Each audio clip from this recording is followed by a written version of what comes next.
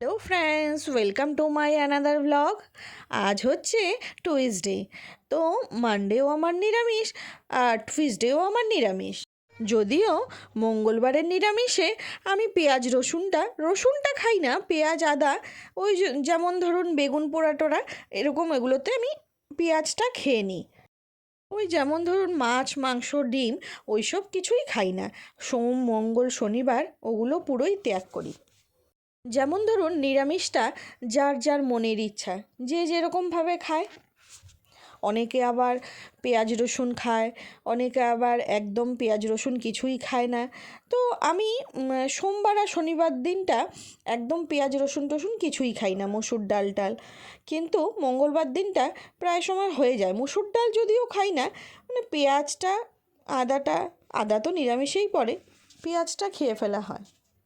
আজকের মেনুতে আমার ছিল বেগুন পোড়া, যা শীতের দিনে প্রায় সবার বাড়িতেই হয়।